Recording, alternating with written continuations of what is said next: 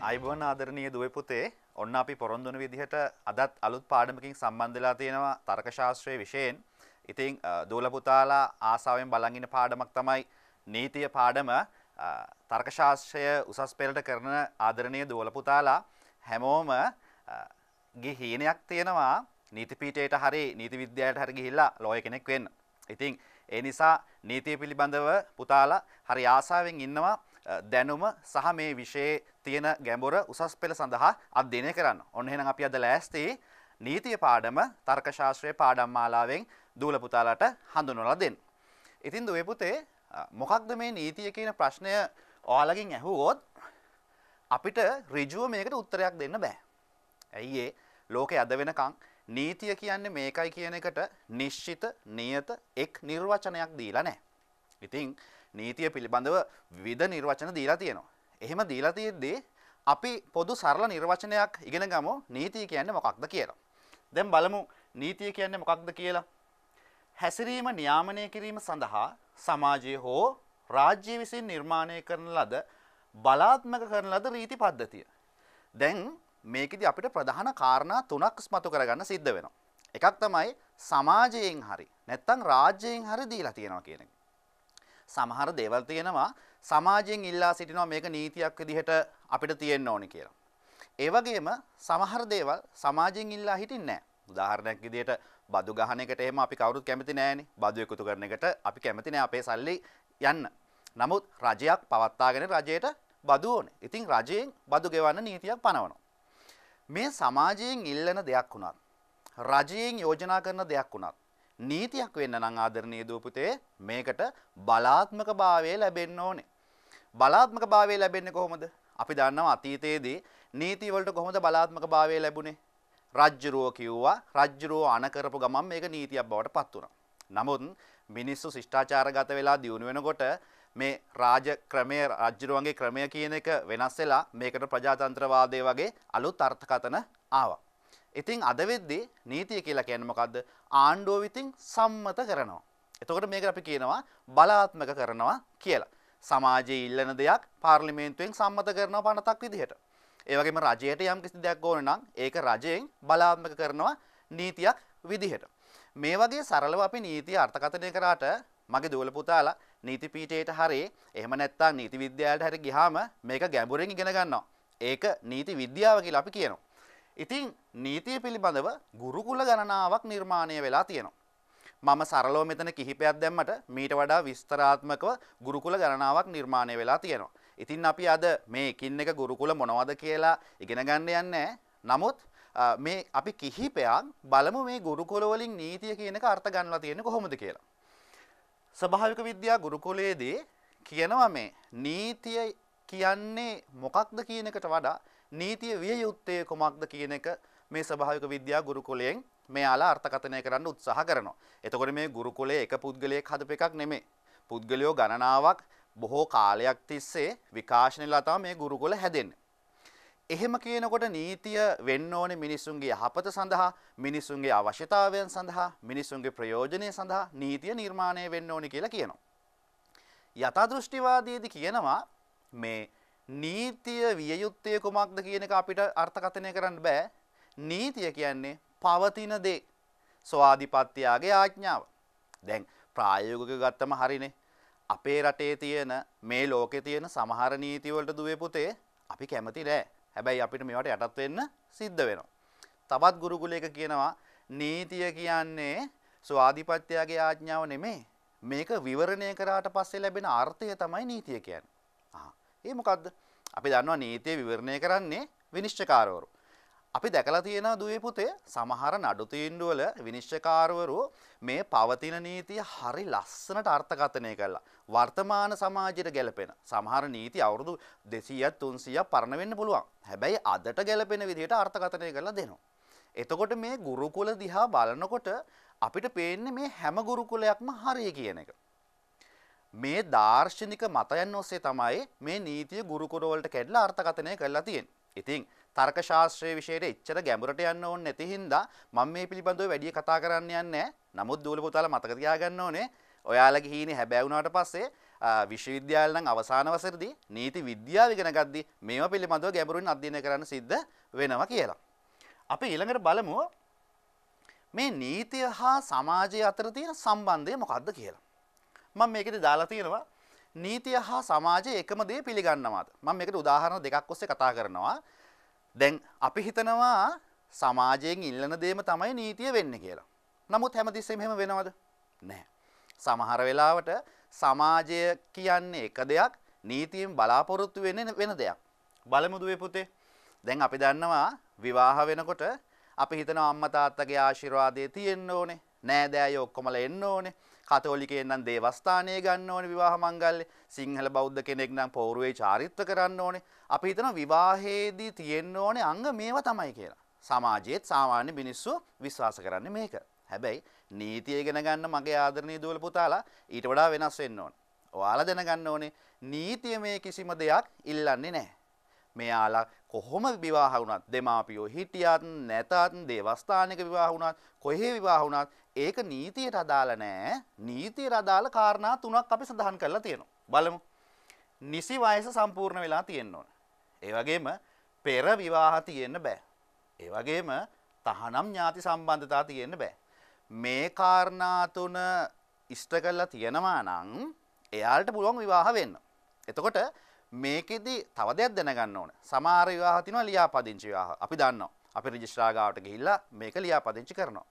සමහර විවාහ තියෙනවා චාරිත්‍රානුකූල විවාහ. දැන් නම් වර්තමානයේ වෙනකොට ඒවා නැහැ. නමුත් නිසි චාරිත්‍ර ඉෂ්ට කරලා තියෙනවා නම් ඒකත් විවාහයක් විදිහට පිළිගන්නවා.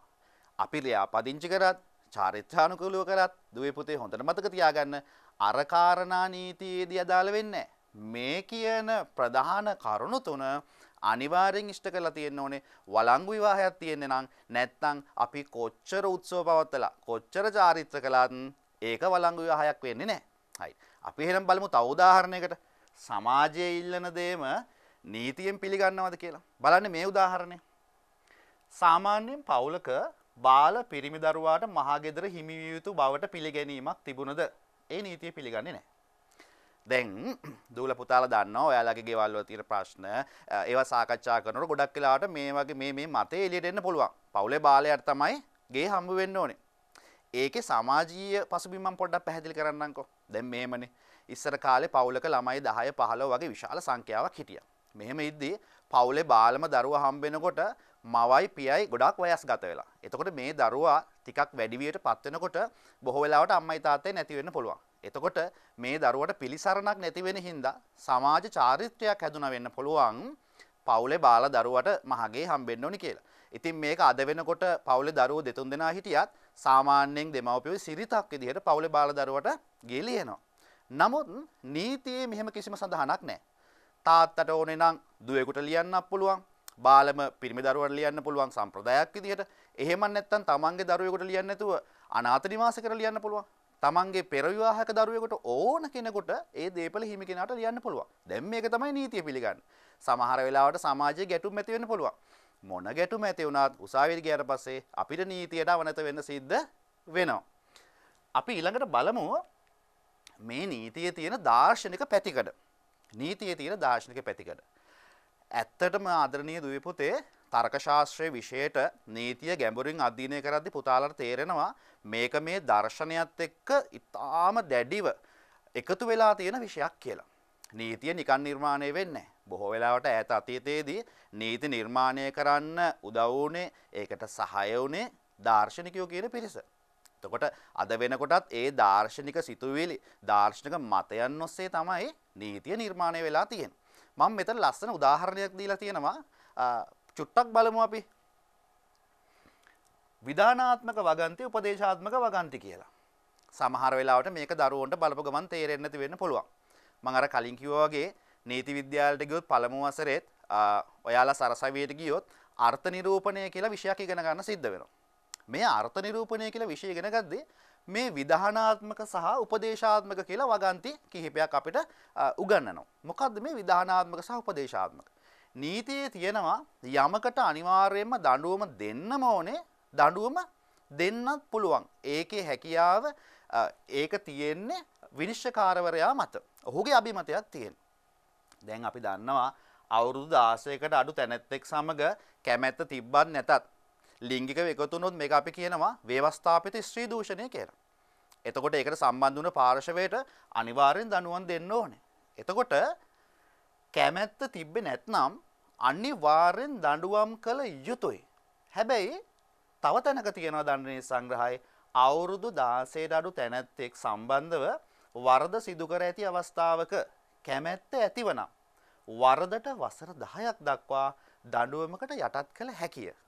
මේ මොකද්ද කියන්නේ? එක තැනක කියනවා ස්ත්‍රී දූෂණය අපරාධයක් මේකට දඬුවම් දෙන්න ඕනේ. තව තැනක කියනවා දඬුවම් කළ හැකිය කියලා. ඒ කියන්නේ විනිශ්චයකාරවරයාට ඕනම වෙලාවක අහිංසක රූපයක් දැක්කම මෙයාව නිදහස් කරන්න එහෙම කියන එක නෙමෙයි. දැන් බලන්න පුතේ මම මේක ටිකක් විස්තර කරලා කියන්නම්. අවුරුදු 15ක ගැහැණු දරුවෙක් පිරිමි ළමයෙක් සමග සම්බන්ධතාවයක් පවත්වලා අවුරුදු 21ක මේ දැරිවිය ගැප් ගන්නවා. දැන් ගැප් ගත්තට පස්සේ අර 21 පිරිමියා කැමති මෙයාව විවාහ කරගන්න. දැන් මෙයා දරුවෙක් ලැබෙන්න ඉන්නේ විවාහ කරගන්න කැමති එකට ඉන්න කැමති. මෙහෙම තියෙද්දී අර පිරිමි කෙනාට වසර 10ක් දක්වා දඬුවම් දිය යුතුයි කියලා දඬුවමක් දුන්නොත් අර උණහානියට වඩා ඉතා විශාල හානියක් සිද්ධ වෙනවා. මොකද මෙයා හිරේ ගිහිල්ලා එනකොට මෙයා වෙන පැත්තකට යන්න පුළුවන්, අපරාධ වලට යොමු වෙන්න පුළුවන්, අර දැරිවිගේ ජීවිතේ විනාශ වෙලා තියෙන්න පුළුවන්. මේ වගේ විශාල ගැටලු සංඛ්‍යාවකට මුහුණ දෙන්න සිද්ධ වෙනවා. අන්න ඒ හින්දා බලන්න හරි ලස්සන නීතියේ දාර්ශනික පැතිකඩ විග්‍රහ කරන විදිහ දඬුවම් කළ හැකි කියලා තියෙනවා. එතකොට මේ වගේ අවස්ථාවක විනිශ්චයකාරතුමාට අභිමතයක් තියෙනවා. එයා බලලා මේ සිද්ධියේදී මේ පිරිමි කෙනා මේ ගැහැණු දරුවාව බාර ගන්නවා නම් මේගොල්ලන්ගේ අනාගතයේ දඬුවම් දීමෙන් විනාශ වෙන්න පුළුවන් කියලා හිතනවා නම් අන්න එතකොට විනිශ්චයතුමා මොකද කරන්නේ? දඬුවම් නොදී අතිරෝධිත දඬුවමක් දීලා මෙයාව නිදහස් කරනවා. දැන් බලන්න නීතියේ දාර්ශනික පැතිකඩ මම මේක තව ලස්සන කතාවකින් ඔයාලට කියලා දෙන්නම්. පංචතන්ත්‍රයේ තියෙන කතාවක්. මේක ආදරණීය දෝල පුතාලා මං හිතන්නේ ගොඩක් අය දන්නවා. ඔයාලගේ ගෙවල් වල වැඩිහිටි පුද්ගලයෝ ඉන්නවා නම් මේක කියලා දෙන්න ඇති.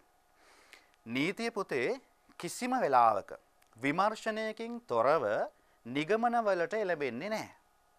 විමර්ශනයකින් තොරව නිගමන වලට එළඹෙන්නේ නැහැ කියන්නේ අපි නම් දැක්ක ගමන් මොකක් හරි ප්‍රවෘත්තියක් දැක්ක ගමන් කට කතාවක් අහපු ගමන් කවුරු හරි කෙනෙක් කියපු ගමන් ටක් ගාලා කලබලලා තීන්දුව తీරන ගන්නවා. දැන් හොඳම උදාහරණයක් දෝල පුතාලා ප්‍රවෘත්ති බලද්දි දකිනවා හැමදාම මොකක් හරි අපරාධයක් සම්බන්ධයෙන් සැකකරුවෙක් අත්අඩංගුවට ගන්නවා.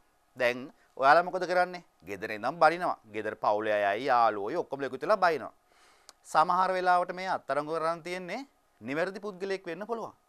අපේ ඉතිහාසයේ අපිට මතක ඉතිහාසයේ දෙලස් බලනකොට මේ වගේ ගැටලු ගණනාවක් සිද්ධ වෙලා තියෙනවා. අහිංසක පුද්ගලයෙක් තමයි පොලිසියෙන් අත්අඩංගුවට ගන්න. එතකොට නීතිය අපි වගේ ඉක්මන් වෙන්නේ නැහැ. අපි වගේ නීතිය කලබල වෙන්නේ නැහැ. නීතිය හරි විමර්ශනාත්මකයි. නීතිය විමර්ශනය කරලා මෙන්න මේ සමස්ත රාමෝ දිහාම බලලා තමයි නිගමනයකට එළඹෙන්නේ. එතකොට සමහර වෙලාවට මේ නීතිය හදිස්සි වෙන්නේ නැති වෙන හින්දා ඉක්මන් වෙන්නේ නැති හින්දා මිනිස්සු නීතියට බහිනවා, නීතිඥයන්ට බහිනවා. නමුත් නීතිය ඉගෙන ගන්න මගේ දූල පුතාලා අදින් පස්සේ එහෙම කරන්න බෑ. නීතියේ දාර්ශනික පැතිකඩ. ඔන්න එක බැමිණියක් ඉන්නවා මෙයා ආදරෙන් හදනවා මුගටි පැටියෙක්ව. තමන්ගේ දරුවෝ වගේ ආදරෙන් කවලා පොවලා මුගටි පැටියෙක් හදනවා. දැන් අපි දන්නවා ගෙවල් වල සුරතල්ලු හදපුවාම ඒ සුරතල්ලු අපිට හරිම කීකරුයි. මෙයාලා අපිට හරි ආදරේ. මිනිස්සුන්ට වඩා ගොඩක් වෙලාවට කෙලෙහිගුණ දාන්නවා. ඉතින් මේ මුගටියත් කල්පනා කර කර ඉන්නවා මේ බැමිණිය මට කන්න දෙනවා මාව බලා ගන්නවා. මගේ යුතුයකම මං ඉෂ්ට කරන්න ඕනේ කියලා ඔහොම ඉන්නවා. ඔහොම කාලයක් ඉද්දී මොකද වෙන්නේ මේ බැමිණියට කුඩා බිලිඳෙක් හම්බ වෙනවා. ඉතින් මේ මුගටිය හරි ආදරේ. මේ බිලිඳව බලා ගන්නවා, බිලිඳත් එක්ක සෙල්ලම් කරනවා, බිලිඳ ළඟින්මයි ඉන්නේ. දැන් ඔහොම ඉන්නවා. දවසක් මේ බැමිණිය ගෙයින් පිටතට ගිහිල්ලා එනකොට මුගටිය දකිනවා අර දරුවව කන්න දරුවාට දෂ්ටකාර නයෙක් කියනවා. මේ මුගටිය මොකද කරන්නේ? හරි සතුටින්. දැන් Tamanට කෙලෙහිගුණ දක්වන්න අවස්ථාවක් හම්බුණානේ. මේ මුගටිය ණයාව මරලා ළමයා ඇහැරෙන්නේ නැති වෙන්න සද්ද කරන්නේ නැති වෙන්න ඉඳලා දැන් මුගටියගේ කටේ ලේ එහෙම තියෙනවා. මුගටිය දැන් ගේ ඉස්සරහට ගිහිල්ලා හරි සතුටින් ඉන්නවා. මොකද දැන් බැමිණිය ආපුවාම Taman කෙලෙහිගුණ දැක්කුවා කියලා Tamanට තවත් ආදරේ වෙයි කියලා හිතනවා. දැන් මේකේ ඉදිරිපස දර්ශනය විතරයි බැමිණියට පේන්නේ. දැන් බැමිණිය එනවා. බැමිණිය එද්දී දකින්න වෙනදා වගේ මුගටියාගේ චර්යාව නැහැ. මෙහා වෙනස්. තව ටිකක් ලඟ වෙනකොට කටේ ලේ ගෑවිලා තියෙනවා. දැන් මෙයා මොකද කරන්නේ? අපි අර ප්‍රවෘත්ති බලලා උපකල්පනය කරනවා වගේ මුගටියාගේ කටේ ලේ තියෙනවා. මෙයාගේ චර්යාව වෙනස්. අපි උපකල්පනය කරා වගේ අර බැමිණියත් උපකල්පනය කරනවා මේ මුගටියා ළමයාව කාලා තමයි කියලා පොල්ලකින් ගහලා මරනවා. මරලා ගේ තුලට ආවට පස්සේ තමයි පුතේ දකින්නේ ඇත්ත විමර්ශනය. අන්න ඇත්ත දේ මේ ළමයාව බේර ගන්න තමයි මුගටියා කටයුතු කරලා තියෙන්නේ. දැන් කොච්චර කම්පා වුණත් වැඩක් නැහැ. නීතියත් අන්න ඕ වගේ. නීතිය හරිම විමර්ශනාත්මකයි. නීතිය නිකන් නිගමන වලට එළඹෙන්නේ නැහැ. මාධ්‍ය සහ සාමාන්‍ය මිනිස්සු වගේ එකපාරට නිගමන වලට එළඹෙන්නේ නැහැ. අපි සැකකරුවෙක් දැක්ක ගමන් කියන අපරාධකාරයෙක් කියලා. ඒක වැරදි. නීතිය සෑහෙන කාලයක් නඩු ගිහිල්ලා විමර්ශනය කළා සාක්ෂි බලලා තමයි කියන්නේ මෙයා අපරාධකාරයෙක්ද නැද්ද කියන එක. ඉතින් නීතියේ දාර්ශනික පසුබිම ගැන පුතාලට හොඳ අවබෝධයක් එන්නේ නැති. නීතිය විමර්ශනාත්මකයි. සමාජයේ පිළිගන්න දේ නීතිය පිළිගන්නේ නැහැ කියන කාරණාව, සමහර සමාජයෙන් ඉල්ලන දේ නීතියෙන් ලබා දෙනවා කියන කාරණාව වගේ දේවල් නීතියේදී දාර්ශනික පසුබිම විදිහට අපිට ඉගෙන ගන්න පුළුවන්.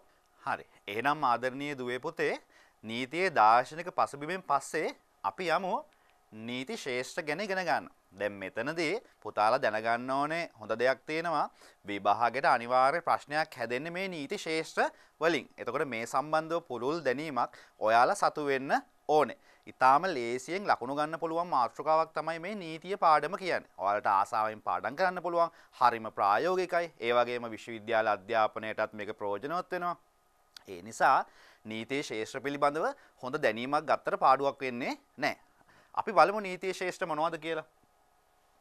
නීති ශාස්ත්‍ර ප්‍රධාන කොටස් දෙකකට අපිට විග්‍රහ කරලා තියෙනවා. එකක් තමයි දේශීය නීතිය, අනිත් එක ජාත්‍යන්තර නීතිය. දේශීය නීතිය නැවත ප්‍රධාන කොටස් තුනකට වෙන් කරලා තියෙනවා. ආණ්ඩු ක්‍රම නීතිය, අපරාධ නීතිය, සිවිල් නීතිය කියලා. ජාත්‍යන්තර නීතිය වෙනම විශේෂේෂ්ඨයක් විදිහටත් දේශීය නීතිය යටතේ අර සියලු නීති වෙනම විශේෂේෂ්ඨයක් විදිහට පවතින්නත් හේතු තියෙනවා. මොකද දන්නවද දුවේ පුතේ? දේශීය නීති රටින් රටට වෙනස් වෙනවා. හැබැයි ජාත්‍යන්තර නීති හිම රටින් රටට වෙනස් වෙන්නේ නැහැ. ජාත්‍යන්තර නීති පද්ධතියම මුළු පෘථුවිය වටේම තියෙනවා. හැබැයි දේශීය නීති ලංකාවට එක නීතියක්, ඉන්දියාවට එක නීතියක්, එංගලන්තයට තව නීතියක්, මේ වගේ රටින් රටට දේශීය නීති වෙනස් වෙනවා. ඉතින් ඒ හින්දා අපි මුලින්ම සාකච්ඡා කරලා බලමු ජාත්‍යන්තර නීතිය කියන්නේ මොකක්ද කියලා. හරි. බලමු මොකක්ද මෙතන ජාත්‍යන්තර නීතිය කියලා දීලා තියෙන්නේ. ජාත්‍යන්තර නීතිය යනු රාජ්‍යයන් දෙකක් අතර හෝ රාජ්‍යයක් වෙනත් රාජ්‍යයක පුද්ගලයන් අතර පවත්වන සම්බන්ධතාවලට අදාළ වන්නා වූ නීතියයි. මේකෙදී ආදරණීය දුවේ පුතේ ප්‍රධාන කාරණා තුනක් ඔයාලා මතු කරගන්න ඕන. එකක් රටවල් දෙකක් අතර තියෙන සම්බන්ධතාවයටත් ජාත්‍යන්තර නීතිය බලපානවා. ඒ වගේම එක් රාජ්‍යයක් තවත් රාජ්‍යයක පුද්ගලයෙක් සමග ගනුදෙනු කරද්දිත් ඒ සමහර සම්බන්ධතාවවල ජාත්‍යන්තර නීතිය බලපානවා. ඒ වගේම රාජ්‍යයන් දෙකක පුද්ගලයන් දෙදෙනෙක් කටයුතු කරද්දිත් ජාත්‍යන්තර නීතිය බලපානවා. දැන් සමහර අයට ප්‍රශ්නයක් එන්න පුළුවන් මේ ජාත්‍යන්තර නීතිය කියලා ඇත්තටම විෂයක් තියනවාද කියන එක. නමුත් ලෝකයක් විදිහට කටයුතු කරද්දී අපිට මේ භූගෝලීය වශයෙන් ලෝකයේ විශ්ව ගම්මානයක් කියන සංකල්පයෙන් අපිට බැහැර වෙන්න බෑ. දැන් අද වෙද්දී අපි දන්නවා ලෝකේ ඕනම රටක ඉඳන් තවත් ඕනම රටක පුද්ගලයෙක් සමග භෞතිකව මුණ ගැහෙන්නේ නැතුව සම්බන්ධතාව පවත්වන්න පුළුවන්. වෙළඳාම් කරන්න පුළුවන්, අධ්‍යාපන කටයුතු කරන්න පුළුවන්. මේ වගේ විවිධාකාර කටයුතු මිනිස්සු කරනවා. එතකොට රාජ්‍යයන් අද වෙද්දී මේ එක ගමක් බවට පත් වෙලා තියෙනවා. එතකොට මේ රාජ්‍යයන් අතර කටයුතු කරනකොට අපිට මේ ජාත්‍යන්තර නීතිය ගොඩාක්ම වැදගත් වෙනවා. අපි බලමු මේ ජාත්‍යන්තර නීතියේ මොනවද තියෙන නීති මූලාශ්‍ර කියලා. දැන් ඕනම නීතියක් හැදෙන්න ආදරණීය දුවේ පුතේ නීති මූලාශ්‍රයක් තියෙන්න ඕනේ. දැන් අපි දන්නවා සිවිල් නීතිය හැදෙන්නත්, දේශීය නීතිය හැදෙන්නත්, අපරාධ නීතිය හැදෙන්නත් ඕනම එකකට මූලාශ්‍රයක් තියෙන්න එපා. ඒ වගේම ජාත්‍යන්තර නීතිය හැදෙන්නත් මෙන්න මේ මූලාශ්‍ර ටික බලපානවා. බලමු අපි කිහිපයක් මෙතන සඳහන් කරලා තියෙනවා. රාජ්‍යයන් අතර පැවති සිරිත්, නීති විශාරදයන්ගේ මත, රාජ්‍යයන් අතර ගිවිසුම්, එකග වී ඇති සම්මුතීන්, නඩු තීන්දුව කියන මෙන්න මේ කාරණා ටික. දැන් අපි දන්නවා අතීතයේ ඉඳලා රාජ්‍යයන් අතර සම්බන්ධතා සිරිත් විදිහට පවතිනවා. අපි ඉන්දියාවයි කියන්නේ ළඟම තියෙන රටවල් දෙකක්. ඉතින් මාළු අල්ලද්දී, ගනුදෙනු කරද්දී, ආර්ථික වෙනස් සම්බන්ධතා පවත්ද්දී අපි දන්නවා රජවරු රැජිනියෝ ගෙනාවේ ඉන්දියාවෙන් මේ වගේ විවිධාකාර සම්බන්ධතා සිරිතක් විදිහට පවත්වලා තියෙනවා. එතකොට පහුකාලීනව ලෝකෙ මේ රාජ්‍යයන් අතර පැවති සිරිත් නීති බවට පත් වෙලා තියෙනවා. නීති විශාරදයන්ගේ මත දැන් ජාත්‍යන්තර නීතිය සම්බන්ධයෙන් නීති විශාරදයෝ ඉන්නවනේ. දැන් අපේ රටේ මම බොහොම ගරු කරන චරිතයක් තමයි සී.ජේ. වීරමන්ත්‍රී. එතකොට මේ විනිසුරුතුමා ජාත්‍යන්තර නීතිය සම්බන්ධයෙන් විශාල සේවයක් කරපු විනිශ්චයකාරවරයෙක්. එතකොට මේ වගේ ලෝකෙත් ඉන්නවා විශාල සංඛ්‍යාවක් නීති විශාරදයෝ. මෙයාලා ජාත්‍යන්තර නීතිය කියන්නේ මොකක්ද? මේක පවතින්නේ කොහොමද? මේකේ විෂයපතය මොකක්ද? දඬුවම් දෙන විදි කොහොමද? මේවා පිළිබඳව ඉදිරිපත් කරපු මතවල සමස්ත එකතුව ජාත්‍යන්තර නීතියේ මූලාශ්‍රයක් විදිහට ගැබ්බෙලා තියෙනවා. රාජ්‍යයන් අතර ගිවිසුම්. අපි දන්නවා රාජ්‍යයන් අතර විවිධාකාර ගිවිසුම් ඇති වෙනවා. බොහෝ වෙලාවට ආර්ථික වශයෙන් වෙළඳ ගිවිසුම්, සාම ගිවිසුම්. එතකොට මේ ගිවිසුම් අනුව රාජ්‍යයන් ක්‍රියාත්මක කරන්න ඕනේ. අපි දන්නවා අතීතයේ ඉන්දු ලංකා ගිවිසුම කියලා එකක් තිබ්බා. වර්තමානයේ වෙනකොට අපි චීන රාජ්‍යයත් එක්ක ගිවිසුම් ගහනවා, ඉන්දියාවත් එක්ක ගිවිසුම් එකක වෙනවා. ඒ වගේ ඇමරිකාවත් එක්ක ගිවිසුම් වලට එකක වෙනවා. එතකොට මේ රාජ්‍ය දෙක කටයුතු කරද්දී අර ගිවිසුම මොකක් බවට පත් වෙනවද? නීතියක් බවට පත් වෙනවා. එතකොට යම්කිසි අර්බුදයක් ඇති වුණොත් අධිකරණයේදී ප්‍රශ්නගත වෙද්දී අර ගිවිසුම තමයි නීතිය විදිහට ගිවිසුම් නීතිය විදිහට ක්‍රියාත්මක වෙන්නේ. එතකොට මේක අද වෙනකොට ප්‍රබල නීති මූලාශ්‍රයක් බවට පත් වෙලා තියෙනවා. ඒ වගේම තමයි සම්මුතිය. අපි සම්මුතියකට ඇවිල්ලා තියෙනවා. අපි සම්මුතියකට එකඟ වෙලා තියෙනවා. අපි ළමා ප්‍රඥප්තිය පිළිබඳව එකඟ වීමට ලක් වෙලා තියෙනවා. එතකොට අපිට සිද්ධ වෙනවා මේ අනුව කටයුතු කරන්න. අපිට මේකෙන් බැහැර වෙන්න විදියක් නෑ. එක්සත් ජාතීන් දීලා තියෙනවා නම් අපිට ගයිඩ්ලයින් එකක්. මේකට අනුව තමයි අපි කටයුතු කරන්න ඕනේ. බැරි වෙලාවත් අපි මේකෙන් පිට ගිහිල්ලා කටයුතු කරොත් අන්න ජාත්‍යන්තර නීතිය හැම අපි වරදකාරයෙක් බවට පත් වෙනවා. එතකොට මේ අපි එකඟදලා තියෙන සම්මුතියනොත් ජාත්‍යන්තර නීතිය මූලාශ්‍රයක් බවට පත් වෙනවා. ඊළඟ එක තමයි දූල පුතාලට ටිකක් මේක නොහුරු ඇති ජාත්‍යන්තර අධිකරණවල නඩු තීන්දුව දීලා තියෙනවා. විශාල නඩු තීන්දුව සංඛ්‍යාවක් දීලා තියෙනවා. ඔය පරිසර හානි සම්බන්ධව එහෙම මේ දීපු නඩු තීන්දුවන් මූලාශ්‍ර බවට පත් වෙලා තියෙනවා. රාජ්‍යයන් අතර ගනුදෙනු කරන්න ඕනේ කොහොමද? මොකක් හරි හානියක් වුණොත් අනිත් රාජ්‍යයන්ගේ හානිය පියවන්නේ කොහොමද වැනි නඩු තීන්දුව විශාල සංඛ්‍යාවක් දීලා තියෙන නිසා මේකත් නොන ජාත්‍යන්තර නීතිය මූලාශ්‍රයක් බවට පත් වුණා. දැන් අපි දන්නවා ජාත්‍යන්තර නීතිය කියලා එකක් තියෙනවා කියලා. ඒ වගේම ඒක පවතින්න අවශ්‍ය මූලාශ්‍ර තියෙනවා. අපි ඊළඟට බලමු ජාත්‍යන්තර නීතිය එතකොට අදාළ වෙන්නේ මොන ශේෂ්ඨවලටද? දැන් අපි දන්නවා අපේ සමාජයේ ජීවත් වෙද්දී මොකක් හරි ගැටලුවක් ආවොත් අපි ජාත්‍යන්තර නීතියෙන් උත්තර හොයන්න යන්නේ නැහැ. අපේ පවුලේ ප්‍රශ්නයක් ආවොත්, ඉඩම් වල ප්‍රශ්නයක් ආවොත් ජාත්‍යන්තර නීතියෙන් උත්තර හොයන්න යන්නේ නැහැ. නමුත් මෙන්න මේ වගේ ශේෂ්ඨවලට ජාත්‍යන්තර නීතිය මැදිහත් වෙනවා. බලමු දුවේ පුතේ මොනවද මේ ශේෂ්ඨ කියලා? ආගමන විගමන නීතිය, තානාපති සම්බන්ධතා, අන්තර්ජාතික පරිසර නීතිය, ජාත්‍යන්තර වෙළඳාම, මානව හිමිකම්, යුද අපරාධ නීතිය. අපි දන්නවා රටවල් අතර මිනිස්සු ගමන් කරනකොට ආගමන විගමන සම්බන්ධ නීතියක් තියෙනවා. අපි දන්නවා වීසා නැතුව අපිට යන්න බෑ. තවත් රටකට විදේශීය ගමන් බලපත්‍රය නැතුව අපිට ඒ ගිහිල්ලා ඉන්න බෑ. එතකොට එහෙම ප්‍රශ්නයක් වුණොත් ඔන්න ජාත්‍යන්තර නීතිය මැදිහත් වෙනවා. තානාපති අපි දන්නවා අපේ රටේ හැම තැනම තානාපති මහා කොමසාරිස් කාර්යාලය තියෙනවා. තානාපති කාර්යාලය තියෙනවා. දුවල පුතාලා මෙන්න මේකත් හොඳට දැනගන්න ඕනේ. තානාපති කාර්යාලය මහා කොමසාරිස් කාර්යාලය අතර වෙනස. පොදු රාජ්‍ය මණ්ඩලයේ රටක් නම් අපි එක මහා කොමසාරිස් කාර්යාලයක් විදිහට තමයි නම් කරන්නේ. එතකොට මේ තානාපති සම්බන්ධතා එයාලට වෙනම එයාලගේ රාජ්‍යයක් වගේ මේ තානාපති ඒ කාර්යාලයේ තියෙන ප්‍රදේශය ඇතුලේ බලතල තියෙනවා. ඒගොල්ලන්ට ඒ හමුදාව පවත්වාගෙන යන්න පුළුවන්. අපිට ඒ තානාපති කාර්යාලයට යන්න බෑ. මේ සියල්ලට බලපාන්නේ ජාත්‍යන්තර නීතිය. ඒ වගේම දූල පුතාලා අහලා ඇති තානාපති තැපැල් මල්ල කියලා. මේ තානාපතිවරුන්ට එන ඔවුන්ගේ රාජ්‍යයෙන් එන තැපැල් මල්ල අපේ රටේ කිසිම අවස්ථාවක පරීක්ෂාවකට භාජනය කරන්න බෑ. මේක ජාත්‍යන්තර නීතියේ තියෙන මූල ධර්මයක්. අන්තර්ජාතික පරිසර නීතිය. දැන් මෑතකදීම සිදුවන මේ නවුගුවන් අනතුරු සම්බන්ධයෙන් බලපවත්වනවා අන්තර්ජාතික පරිසර නීතිය. පරිසරයට වෙන හානි හැම රටකටම විතරක් නෙමෙයි මුළු ලෝකෙටම පොදුවේ වෙන හානියක් විදිහට තමයි මේ ජාත්‍යන්තර නීතිය සලකන්නේ. මානව හිමිකම් ඉතින් අපි හැමදේම කතා කරන දෙයක් අපිට මේක නුහුරු වචනයක් වෙන්න බෑ දුවේ පුතේ. මානව හිමිකම් සම්බන්ධයෙන් අපේ රට ආందోලනාත්මක රටක්. ඉතින් ජාත්‍යන්තර නීතිය හමුවේදී කොහොමද කටයුතු කරන්න, අපි කොහොමද මේකට සම්බන්ධ වෙන්න කියන එක දූල පුතාලා හොඳින්ම දන්නවා ඇති. දැන් තේරෙනවා මානව හිමිකම් කියන ශාස්ත්‍රයත් ජාත්‍යන්තර නීතියේදී කතා කරන මාතෘකාවක් කියලා. යුද අපරාධත් එහෙමම තමයි. දෙවන ලෝක යුද්ධයෙන් පස්සේ යම්කිසි රටක් තුළ යුද අපරාධ සිදු වුණොත් ජාත්‍යන්තර යුද අපරාධ අධිකරණයට කැඳවීමේ බලය ජාත්‍යන්තර නීතිය සතු වෙලා තියෙනවා. ඉතින් මෙන්න මේ විදිහට ජාත්‍යන්තර නීතියේ ශාස්ත්‍ර අපිට අධ්‍යයනය කරන්න පුළුවන්. දැන් ආදරණීය දුවේ පුතේ ඔන්න අපි ඉගෙන ගත්තා ජාත්‍යන්තර නීතිය කියලා එකක් තියෙනවා. ඒ වගේම මේක අයත් වෙන ශාස්ත්‍රයක් තියෙනවා. ජාත්‍යන්තර නීතිය නිර්මාණය වෙන මූලාශ්‍රයක් තියෙනවා. මේවා තිබ්බට මදි ජාත්‍යන්තර නීතිය ක්‍රියාත්මක වන ආයතන තියෙන්න ඕනේ. අපි සාමාන්‍යයෙන් සිවිල් නීතිය, අපරාධ නීතිය, සාමාන්‍ය අධිකරණ පද්ධති වල ක්‍රියාත්මක වෙනවා වගේ ජාත්‍යන්තර නීතියත් ක්‍රියාත්මක වන ආයතනයක් තියෙන්න ඕනේ. එහෙම නැත්නම් මේක පරිපූර්ණ නීතියක් විදිහට, නීති ක්‍රියාවලියක් විදිහට අපිට සලකන්න බෑ. ඔන්න බලන්න. ජාත්‍යන්තර නීති ක්‍රියාත්මක කරන ආයතනක් තියෙනවා. මම හිතනවා දූල පුතාලා මේ ආයතන දෙකම අහලා ඇති කියලා. මම මෙතන උදාහරණ දෙකක් විතරයි දක්වලා තියෙන්නේ. මානව හිමිකම් කවුන්සලය යුද අපරාධ අධිකරණය.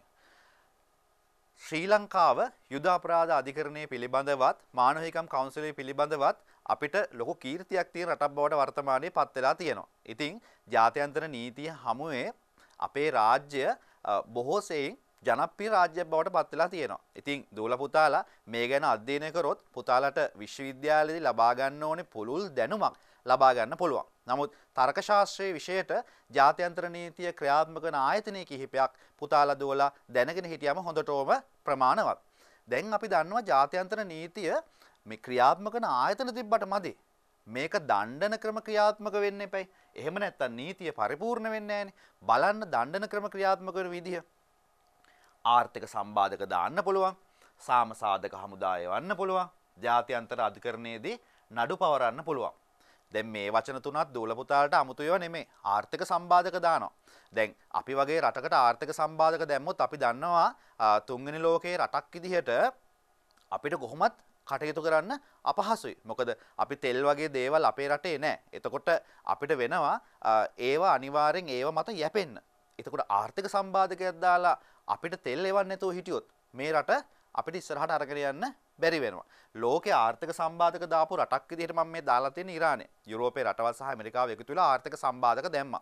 නමුත් මෙයාලා දියුණු රාජ්‍යයක් විදිහට යම්කිසි කාලයක් මෙයාලට අල්ලගෙන යන්න පුළුවන් වුණා. නමුත් ජාත්‍යන්තර නීතිය හමුවේ මෙයාලට දනමන සිද්ධ වෙනවා පසු කාලීනව.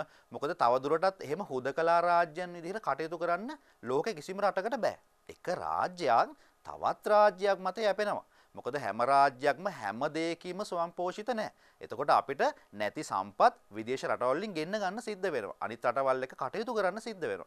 මෙහෙම වුණාම ආර්ථික සම්බාධකයක් දැම්මොත් අපිට ජාත්‍යන්තර නීතිය හැමුවේ අසරණ වෙන්න වෙනවා. ඉතින් මේ අසරණ වීමම දඬුවම් ක්‍රමයක් කියලා අපි කියනවා. ඒ වගේම යුද අපරාධ අධිකරණය. මේ අධිකරණයට ගෙනිච්චාම අපිට අපකීර්තියක් වගේම දණ්ඩන ක්‍රම ලැබෙනවා. ඉතින් අර වගේම රාජ්‍යයකට විරුද්ධව සාමසාධක හමුදාය වන්න පුළුවන්. මේ වගේ දණ්ඩන ක්‍රම රාශියක් ජාත්‍යන්තර නීතියේදී ක්‍රියාත්මක වෙනවා. දැන් දුල පුතාලට පුළුල් අවබෝධයක් එන්නේ නැති ජාත්‍යන්තර නීතිය සම්බන්ධයෙන්. ජාත්‍යන්තර නීතිය කියන්නේ මොකක්ද? මෙහෙම නීතියක් පවතිනවද? මේකේ මූලාශ්‍ර මොකක්ද? එතකොට ජාත්‍යන්තර නීතිය ක්‍රියාත්මක වෙන්නේ මොන ශේෂ්ඨවලද? මේක ක්‍රියාත්මක වෙන්නේ මොන ආයතන හරහාද? ඒ වගේම අවසාන වශයෙන් දණ්ඩන ක්‍රම මොනවද කියන එක. නීතියේ ශේෂ්ඨ ජාත්‍යන්තර නීතිය විදිහට බෙදුවට අපි අනිත් පැත්තට බෙදනවා දේශීය නීති විදිහට. දේශීය නීතිය අපි කතා කරා වගේ දුයි පුතේ ආණ්ඩුක්‍රම නීතිය, අපරාධ නීතිය, සිවිල් නීතිය කියලා අපි ප්‍රධාන කොටස් තුනකට බෙදනවා. එතකොට මේ දේශීය නීතියේ දූල පුතාලා හොඳට මතක තියාගන්න ඕනේ රටින් රටට වෙනස් වෙනවා. එක රාජ්‍යයක තියෙන දේශීය නීති පද්ධතිය තව රාජ්‍යයක වෙනස්. අපේ රටේ තියෙන එක නෙමෙයි ඇමරිකාවේ තියෙන. ඉතින් මේ හැම දේශීය නීතියක්ම නිර්මාණය වෙන්න අර ජාත්‍යන්තර නීතිය වගේ දේශීය නීති මූලාශ්‍රයක් තියෙනවා. ඉතින් අපි උදාහරණයක් විදිහට අපේ රටේම දේශීය නීති නිර්මාණය වෙලා තියෙන්නේ මොන මූලාශ්‍ර වලින්ද කියලා සලකා බලමු. හරි. මේ මං දාලා තියෙන්නේ අපේ රටේ දේශීය නීති මූලාශ්‍ර. උඩ රට නීතිය, තේසවලාමේ නීතිය, මුස්ලිම් නීතිය, රෝමලන්දේසි නීතිය, ඉංග්‍රීසි නීතිය. ඉතින් දූල පුතාලා විශ්වවිද්‍යාලෙ ගියාම පළවෙනි වසරේ ඉගෙන ගන්න නඩුවක් තමයි කැම්බල් එදිරිව හෝල් කියන නඩුව. ඉතින් අපි දන්නවා අපේ රට පෘතුගීසීන්, ලන්දේසීන්, ඉංග්‍රීසීන් ආක්‍රමණය කරලා අල්ලගත්තා කියලා. පෘතුගීසීන් ආවට එයාලගේ නීති පද්ධති අපේ රටට හඳුන්වා දුන්නේ නැහැ. ලන්දේසීන් නීති හඳුන්වා දුන්නා. ඉතින් ඉංග්‍රීසීන් මේ රටට එනකොට අර කැම්බල් එදිරිව හෝල් නඩුවේ කියනවා යම් රටක යටත් කරගත්තට පස්සේ අශිෂ්ට මිලේච්ඡ නොවන නීති පවතිනවා නම් ඒවා ඒ විදිහට ක්‍රියාත්මක කරන්න ඕනේ. ඒ කියන්නේ උල තියෙන ඒවා මිනිසුන්ව මරණ ඒවා අශිෂ්ට විදිහට මිනිසුන්ව මරණ දේවල් නීති තියෙනවා නම් ඒ ටික අයින් කරලා අර ඒගොල්ලන්ගේ තියෙන නීති පද්ධති ඉස්සරහට අරන් යන්න ඕනේ කියලා. ඒ හින්දා තමයි අපේ රටේ උඩ රට නීතියට තැනක් හම්බුණා, තේසවලාමේ නීතියට තැනක් හම්බුණා, මුස්ලිම් නීතියට හම්බුණා. ඒ වගේම ඉංග්‍රීසියෙන් එනකොට ඒ කාලේ තිබ්බ ලන්දේසීන් හඳුන්වා දීලා තිබ්බ රෝම ලන්දේසි නීතිය අපේ රටේ පොදු නීතිය බවට පත් වුණා. මේ කාරණාව දූල පුතාලා හොඳට මතක තියාගන්න ඕනේ. කෙටි ප්‍රශ්නයකට එන්න පුළුවන්. අපේ රටේ පොදු නීතිය කියන්නේ මොකක්ද කියලා. එතකොට මේ නීති මෙහෙම හැදුනට උඩරට නීතිය කියන්නේ උඩරට ජීවත් වුණ සිංහල මිනිස්සුන්ට අදාළ වෙන නීතියක්. තේසවලාමේ නීතිය කියන්නේ යාපනයේ ප්‍රදේශයේ ජීවත් වෙන ද්‍රවිඩ අයට අදාළ වෙන නීතියක්. මුස්ලිම් නීතිය කියන්නේ මුස්ලිම් ආගම අදහන සියලු දෙනාට අදාළ වෙන නීතියක්. නමුත් මේ සියලු නීති පෞද්ගලික නීති. අපරාධ නීති වලට මේවා අදාළ වෙන්නේ නැහැ. ඉතින් රෝමලන්දේසි නීතිය තමයි පොදු නීතිය. මේ පොදු නීතියේ තිබ්බ අඩපාඩුව මග හරවා ගන්න ඒ හිස්තැන් ටික පුරවන්න අන්න ඉංග්‍රීසි නීතිය ගේනවා. එතකොට විවිධ නීති ශේෂ්ත්‍ර ගණනාවකින් තමයි අපේ රටේ දේශීය නීතිය නිර්මාණය වෙලා තියෙන්නේ. මේ පිළිබඳව පුතාලා හොඳ අවබෝධයකින් කටයුතු කරන්න ඕනේ. මොකද මේක ප්‍රධාන ප්‍රශ්නයක් විදිහට අහන්න හැකියාව තියෙනවා. හරි.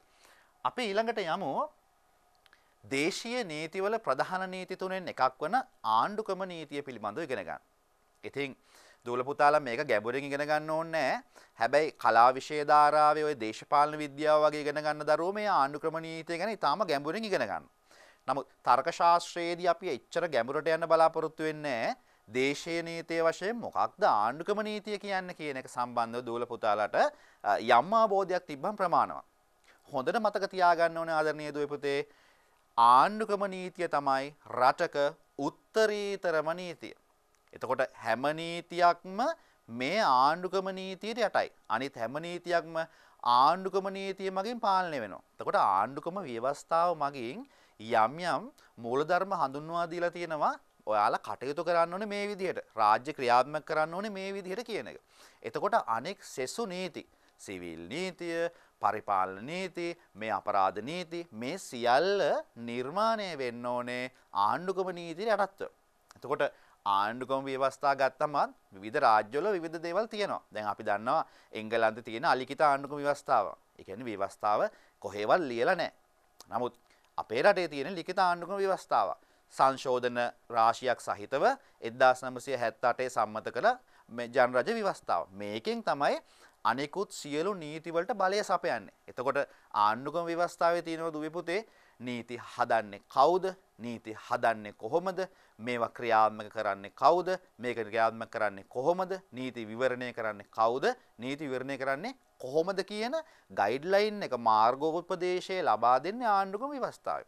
එතකොට අපි හදන කිසිම දේශීය නීති සිවිල් හෝ අපරාධ වේවා ආණ්ඩුක්‍රම ව්‍යවස්ථා නීතිය අභිබවා යන්න බෑ කියන කාරණාව හොඳට මතක තියාගන්න ඕනේ.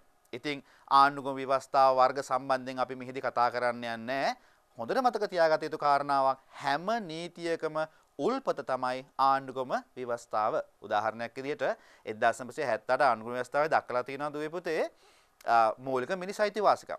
එතකොට අපිට වෙන නීතියක් පනවන්න බෑ අර මූලික මිනිස් අයිතිවාසිකම් යටපත් වෙන විදිහට. එතකොට මৌলিක මිනිස් අයිතිවාසිකම් යටපත් වෙන නීති හදන්න පුළුවන් ආකාර ව්‍යවස්ථාවෙම දක්වලා තියෙනවා. එතකොට ඒ සීමාව ඇතුළේ ඉඳගෙන විතරයි වෙන නීති හදන්න පුළුවන්. ඉතින් අපි ආණ්ඩුක්‍රම නීතිය ඔහොම ඉගෙන ගද්දී අපි ඊළඟට යන් දොළ පුතාලා ආසම් මාතෘකාවක් අපරාධ නීතිය සම්බන්ධයෙන්. මොකක්ද මේ අපරාධ නීතිය කියලා කියන්නේ? සමස්ත සමාජයටම විරුද්ධව කරනු ලබන වැරදි සම්බන්ධව අදාළ වන්නා වූ නීතිය තමයි දුවේ පුතේ අපරාධ නීතිය කියලා කියන්නේ. ඉතින් මෙහෙම කිව්වම සමහර දරුවෙකුට එකපාරට තේරෙන්නේ නැති වෙන්න පුළුවන් මොකක්ද මේ අපරාධ වරදක් කියලා කියන්නේ. දැන් අපේ කටින්ම සමහර වෙලාවට දුවේ පුතේ නිකුත් වෙනවනේ මේ ඒක මහා අපරාධයක්. ඒක සිද්ධ වෙච්ච එක මහා අපරාධයක් කියලා. ඒකේ පාඩුවක්, හානියක් පෞද්ගලිකව Tamanට වෙලා නැහැ. හැබැයි සමාජයක් විදිහට ගත්තම ඒක මුළු මහත් සමාජයටම සිද්ධ වෙලා. උදාහරණයක් විදිහට මම දීලා තියෙනවා මිනිමැරීමක්. මිනිමැරීමක් කවුරුත් අනුමත කරන්නේ නැහනේ. ස්ත්‍රී දෝෂණය. අපි කවුරුත් මේකට කැමති නැහැ. සොරකම. අපිත් බයයි හොරකමට ලක් වෙන්න. මංකොල්ල කෑම. පොදු දේපල විනාශ කිරීම. එතකොට රජයේ මගෙන් අපේ බදු මුදලින් අපිට ලබා දීලා තියෙන පොදු දේපල තව කෙනෙක් විනාශ වුණොත් ඒක ඇත්තටම අපිට පාඩුවක්. අපේ අසල්වැසියාගේ නිවස සොරකමට ලක් වුණොත් අපිත් ඒක පිළිකුලෙන් යුතුව හෙලා දකිනවා. මොකද මේක මුළු මහත් සමාජයටම විරුද්ධව කරන වරදක්. හොරෙක් නිදැල්ලේ ජීවත් වෙන එක, නිදැල්ලේ ගමන් කරන එක මුළු මහත් සමාජයටම අපරාධයක්. අන්න එතකොට අපරාධ වරදක් නම් කෙනෙකුට පුද්ගලික මට්ටමින් නෙමෙයි මුළු මහත් සමාජයටම විරුද්ධව කරන ක්‍රියාවක් වෙන්න ඕනේ. එතකොට දූල පුතාට හැකියාව තියෙන්න ඕනේ යම් කිසි වරදක් දුන්නහම මේක සිවිල් වරදක්ද මේක අපරාධ වරදක්ද කියලා හඳුන ගන්න. එතකොට පළවෙනි පුතාලගේ ට්‍රික් එක වෙන්න ඕනේ මේක මුළු මහත් සමාජයටම වෙලා කියන එක අවබෝධ කරගන්න පුළුවන් නම් අන්න ඒක අපරාධ වරදක් වෙනවා.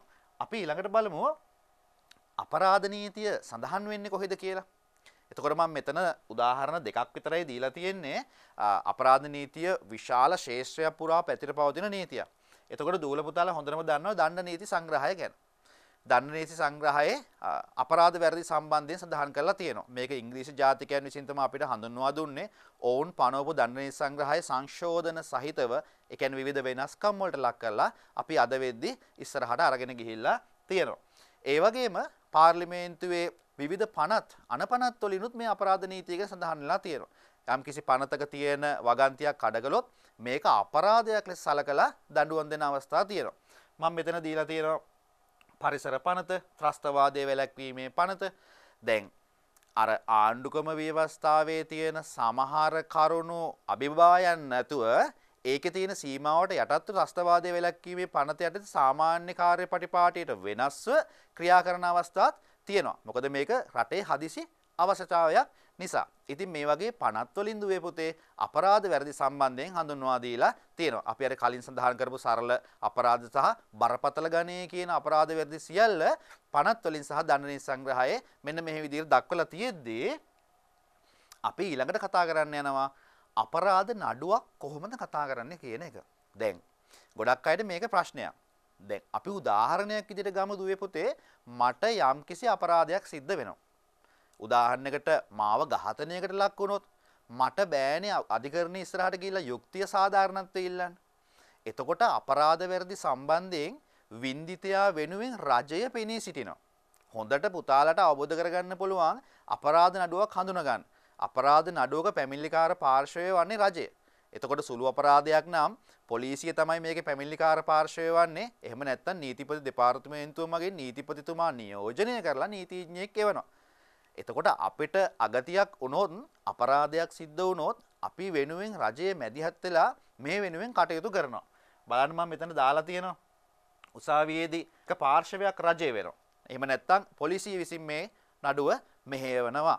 එතකොට අපරාධ වරදක් සම්බන්ධයෙන් කවදාක්වත් පාර්ශව දෙකක් පෞද්ගලිකව මුහුණට මුහුණ හම්බ වෙන්නේ නැහැ. වින්දිත පාර්ශවය වෙනුවෙන් අනිවාර්යෙන් දුවේ පුතේ රජය කටයුතු කරනවා. එහෙනම් අපි බලමු මෙන්න මේක හරි රසවත් සහ මේක මං හිතනවා අත්‍යවශ්‍යම ප්‍රශ්නයකටත් එන්නේ ඉඩ තියෙනවා කියලා දුවේ පුතේ. අපරාධයක් සිද්ධ වෙන්නේ කොහොමද? අපරාධයක් සංස්ථාපනය වෙන්නේ කොහොමද? අවුරුදු 2500කට කලින් ගෞතම බුදුරජාණන් වහන්සේත් කියලා තියෙනවා චේතනාහම් භික්කවේ කම්මං වදාමි කියලා. මේකම ඊට සාපේක්ෂව ඒ කාලවකවානු වෙද්දී රෝම ආප්තයක් විදියටත් එළියට ඇවිල්ලා තියෙනවා. ඉතින් ක්‍රිමිනල් ලෝ එහෙම නැත්නම් අපරාධ නීතිය පුතාලා විශ්වවිද්‍යාලෙ ගිහිල්ලා විෂයක් විදිහට ඉගෙන ගත්තොත් පුතාලට මේක ආප්තයක් විදියට ප්‍රශ්න වලට ලියන්න සිද්ධ වෙනවා. දැන් බලමු අපි මෙතන දීලා තියෙනවා ඇක්ටුස් ක්‍රියා මෙන්ස් ක්‍රියා කියලා. ඇක්ටුස් ක්‍රියා කියන්නේ සාවද්‍ය ක්‍රියාව, එහෙම නැත්නම් මෙන්ස් ක්‍රියා කියන්නේ සාවද්‍ය මනස. යම්කිසි පුද්ගලයෙක් දුවේ පුතේ අපරාධයක් සිද්ධ කරන්න කලින් ඒක මනසින් දකිනවා. දැන් උදාහරණයක් විදිහට මට ඕන නම් පුද්ගලයෙකුට ගහන්න, එයා තුවාල වෙලා ඉන්නවා, එයාට රිදෙන්න ගහනවා, එයාට යම්කිසි හානියක් කරනවා මම මනසින් දකිනවා. දැන් මනසින් දැක්ක ගමන් මේක අපරාධයක් සිද්ධ වෙන්නේ නැහැ. අපිට ඕන කෙනෙක් ගැන එහෙම වෛරයක් ඇති වෙන්න පුළුවන් නේ. එහෙමනම් ඉතින් එහෙම සිතුවිල්ලක් ඇති වුණා කියලා අපි අරන් ගිහලා හිරේ දාන්නේ නැහනේ. එහෙනම් මොකද්ද වෙන්න ඕනේ? මේක ක්‍රියාවක් මගින් සිද්ධ වෙන්න ඕනේ. අර වැරදි සිතයි වැරදි ක්‍රියාවයි දෙකම එකට එකතු වුණොත් තමයි පුතේ මේක අපරාධයක් සිද්ධ වෙන්නේ. මේක බුදුරජාණන් වහන්සේ හරි ලස්සන කතා දෙකකින් ඉදිරිපත් කරන මම සරලව කියන්න. එක භික්ෂුවක් තමන්ගේ සියදිවි හානි කරගන්න හිතලා බිල්ඩිමක් උඩින් එක මහලක් උඩින් බිමට පයින්න. පයින්නකොට එතනින් යන සාමණේර නමක්ගේ ඇඟට වැටිලා ඒ සාමණේර නම ජීවිතාක්ෂයට පත් වෙනවා. එතකොට කියනවා මේක අපරාධයක් වෙන්නේ නැහැ. මොකද ඒ සාමණේර නම ඝාතනය කරන්න උඩින් පැනපු භික්ෂුව කෙරෙහි එයාට මානසික සිතුවිල්ලක් තිබ්බේ නැහැ. එයාට තිබ්බ සිතුවිල්ල තමන්ගේ ජීවිතයට හානියක් කරගන්න. හැබැයි අරයාගේ ජීවිතයට හානියක් කරන්න නෙමෙයි. අන්න එතකොට අපරාධයක් සිද්ධ වුන්නේ නැහැ. තව අවස්ථාවකදී තව කෙනෙක් ඝාතනය කරන්න හිතාගෙනම ඒ වගේම බිල්ඩින් එකකින් බිමට පහිනවා. පැන්නම දෙන්නම තුවාල වෙලා ජීවිතාක්ෂයට පත් වෙන්නේ නැහැ. අන්න එතකොටත් අපරාධයක් සිද්ධ වෙන්නේ නැහනේ. මොකද වැරදි මනස තිබ්බා. හැබැයි ඒක ක්‍රියාව සම්පූර්ණයෙන් සිද්ධ වුණේ නැහැ. ඒ වගේ තමයි හැබැයි බලන්න අර නීතිය දාර්ශනිකව මෙහෙवला මේ අපරාධය ලස්සනට අර්ථකථනය කරනවා මෙන්න මෙහෙම. අපි X කියලා පුද්ගලයෙක් මරන්න බලාගෙන වෙඩි තියනවා. හැබැයි X එතනින් ඉවත් වෙනකොටම එතන හිටපු Y ඒ උණ්ඩේ වදිනවා. අන්න. එතකොට අපරාධයක් සිද්ධ වෙනවා. කාව හරි මරන්න සිතුවිල්ලක් තිබ්බා. කවුරු හරි මැරිලා. අන්න අපරාධයක් සංස්ථාපනය වෙනවා. එතකොට මගේ දූල පුතාලා හොඳට මතක තියාගන්න ඕනේ කාරණාවක් තමයි අපරාධයක සම්පාදක ධාතු දෙකයි. එකක් සාවද්දේ මනස, අනිත් එක සාවද්දි ක්‍රියාව. මේ දෙකම සිදු වුණොත් විතරයි අපි කියන්නේ එතන අපරාධයක් සිද්ධ වුණා කියලා. හරි. එහෙනම් ආදරණීය දුවේ පුතේ අපරාධ වරදක් ඔප්පු කිරීමේ භාරය සාධාරණ සැකයෙන් ඔබට ඔප්පු වෙන්න ඕනේ. අපි මේකට ඉංග්‍රීසියෙන් කියනවා beyond the reasonable doubt කියලා. සාක්ෂි වලින් 100කට 100ක් ආසන්න වෙන්න ඕනේ. එහෙම නැත්නම් සාක්ෂි වලින් 100කට 90කට වඩා වැඩියෙන් ඔප්පු වුණොත් තමයි අපරාධ වරදක් ඔප්පු වුණා කියලා අපි පිළිගන්නේ. එතකොට දූල පුතාලා දැනගන්න ඕනේ අපරාධ වරදක් ඔප්පු කරන්න එච්චර ලේසි නෑ. යම්කිසි පොඩි හරි අතපසුවීමක් වුණොත් ඒක නීතිඥ වාසියට ගන්නවා. අන්න එතකොට තමයි අපි නීතිය නොදැන නීතියට බනින්නේ. ඒ වගේම මේක සාධාරණයිනේ. මොකද අපරාධ වරදක් ඔප්පු වුණොත් යම්කිසි කෙනෙක් ජීවිතාන්තය දක්වා සිරන දඬුවම්. එහෙම නැත්නම් මරණ දඬුවම් දක්වා එයාට දඬුවම් ලැබෙන්න පුළුවන්. අන්න එහෙම වුණොත් මේක ලොකු ඊටත් වඩා අපරාධයක් වෙනවා. ඒ නිසා ඔප්පු කිරීමේ බාලය ඉහළ මට්ටමකට ගෙනල්ලා තියෙනවා අපරාධ වරදක් සංස්ථාපනය කිරීම සඳහා. අපි ඊළඟට බලමු දුවේ පුතේ මේ අපරාධ වරදක් ඔප්පු වුණාට පස්සේ මොකද වෙන්නේ? අපරාධයක් ඔප්පු වුණාට පස්සේ ලැබෙන්න පුළුවන් ඉහළම බරපතල ගණයේ අපරාධයක් නම් තමන්ගේ ජීවිතයේ අහිමිවීමෙන් මරණ දණ්ඩනය ලැබෙන්න පුළුවන්. ජීවිතාන්තය දක්වා සිර දඬුවම් ලැබෙන්න පුළුවන්. වසර ගණනාවක් සිර දඬුවම් ලැබෙන්න පුළුවන්. එතකොට දූල පුතාලා විශ්වවිද්‍යාලේ ගියාම පළවෙනි වටේදී ඔයාලා යන සංචාරයක් තමයි එල්ලුම් ගහ බලන්න. අපි එකට කියනවා ප්‍රිසන් විසිට් කියලා බන්ධනාගාර සංචාරය. එතකොට දූල පුතාලා නිරීක්ෂණය කරයි මේක වටා ගෙතිලා තියෙන ලස්සන කතා. අපි එහෙනම් ඊළඟට අපරාධ නඩුවකදී මෙහෙම කතා කරද්දී සිවිල් නීතිය කියන්නේ මොකක්ද කියලා කතා කරමු. සිවිල් නීතිය අපරාධ නීතියට වඩා වෙනස් වෙනවා.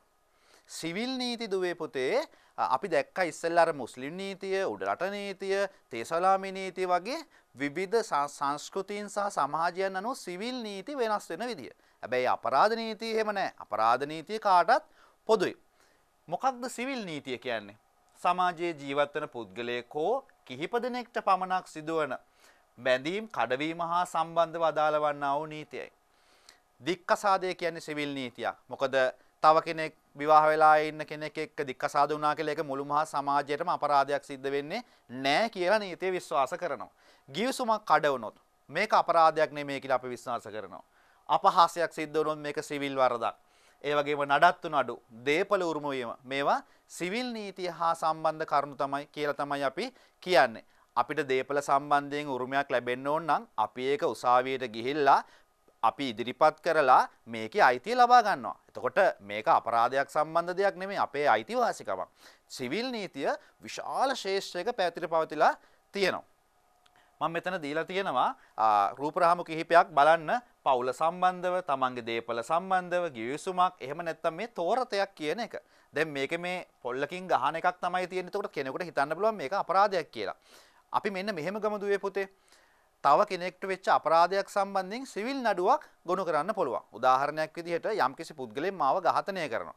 එතකොට මගේ බිරිඳට පුළුවන් ඔහුට විරුද්ධව වන්දි නඩුවක් දාලා වන්දියක් ගන්න. මොකද මාව නඩත්තු කරන්න හිටපු ස්වාමි පුරුෂයා ඝාතනය කිරීම සම්බන්ධයෙන් ඔහුට වෙනම අපරාධ නඩුවකුත් යනවා.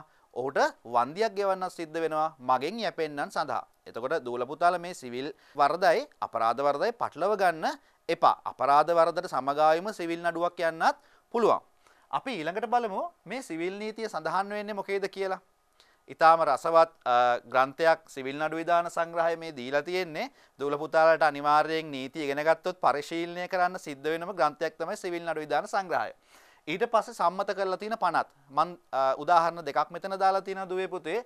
එකක් නඩත්තු පනත, අනිත් එක ලීසින් පනත කියලා අපි කෙටියෙන් කිව්වට මේකේ හරිනම කල්බදු පනත. එතකොට මේ වගේ පනත් ගණනාවකින් දූල පුතාලට සිවිල් නීතිය පිළිබඳව අධ්‍යයනය කරන්න පුළුවන්. මේ වගේ සිවිල් නීතිය පනත් ගණනාවක සඳහන් වෙලා තියෙනවා. මේ නීති ශාස්ත්‍රය කොච්චර විශාලද කියලා අපිට කියන්න බැරි තරම්. අපි ඊළඟට බලමු සිවිල් නඩුවක පැමිණිල්ල. දැන් අපි කිව්වා අපරාධ නඩුවක පැමිණිල්ල මෙහෙවන්නේ රජය. හැබැයි දුවේ පුතේ සිවිල් නඩුවක පැමිණිල්ල මෙහෙවන්නේ රජය නෙමෙයි. ඒකේ අදාළ පාර්ශ්වයන් දෙක විසඳ ගන්න ඕනේ. මම මෙතන දීලා තියෙනවා දික්කසාද නඩුවකට ඇවිල්ලා තියෙන පාර්ශ්වයන් දෙක. එතකොට සැමියා සහ බිරිඳ කියන පාර්ශ්වයන් දෙක වෙන වෙනම නීතිඥ මාර්ගය ඉදිරිපත් කරලා මෙයාලට සිද්ධ වෙනවා මේ නඩුව විසඳ ගන්න. එතකොට රජයේ කිසිම වෙලාවක සිවිල් කටයුතු සඳහා මැදිහත් වීමක් සිද්ධ වෙන්නේ නැහැ. දැන් අපි අර කලින් එකද ගත්ත අපරාධ නඩුවකදී රජයේ එක පාර්ශ්වයක් එනවා. නමුත් මෙතනදී එහෙම එක පාර්ශ්වයක් එන්නේ නැහැ. පෞද්ගලික නම් දෙකක් තමයි නඩුවක පැමිණිල්ල සහ විත්තිය විදිහට සඳහන් වෙන්නේ. හරි. එතකොට අපරාධ නඩුවක් දුවේ පුතේ ඔප්පු කිරීමේ භාරය හරිම අමාරුයි. අපි කිව්වා සාධාරණ සැකයෙන් තොරව ඔප්පු කරන්න ඕන. මේක සාක්ෂි 100ට 100ක් ආසන්න වෙන්න ඕන. එතකොට සිවිල් නඩුවක් එහෙම නැහැ.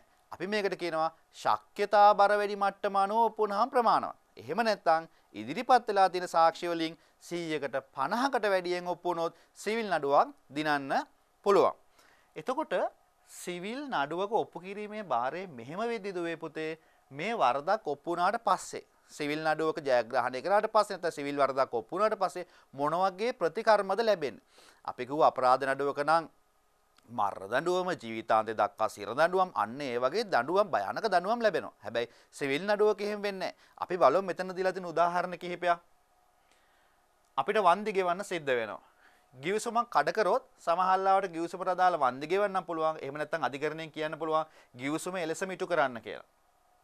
අපිට දේපලක් බෙදා ගන්න ඕන නම් හවුල්කරුවන් අතර අධිකරණයෙන් මේක සාධාරණව බෙදලා දෙනවා. ඒ වගේම යම්කිසි කෙනෙකුට නඩත්තු ඉල්ලන්න ඕන.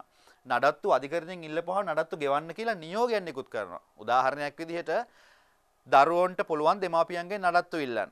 ඒ වගේම හොඳට මතක තියාගන්න ඕනේ දෙමාපියන්ට පුළුවන් දරුවන්ගෙන් නඩත්තු ඉල්ලන්න. අම්බලවාන රේදිරිව නවරත්න කියලා අපේ රටේ ප්‍රසිද්ධ නඩු තීන්දුවක් තියෙනවා. ඒකේ කියලා තියෙනවා Tamanට නඩත්තු කරගන්න බැරි දෙමාපියෝ ඉන්නවා නම් දරුවන්ගෙන් නඩත්තු ඉල්ලන්න පුළුවන් කියලා. එතකොට අධිකරණයෙන් නියෝග කරනවා දරුවන්ට හරි එහෙම නැත්නම් ඉල්ලා සිටින දෙමාපියන්ට නම් ඔවුන්ට හරි නඩත්තු ගෙවන්න කියලා.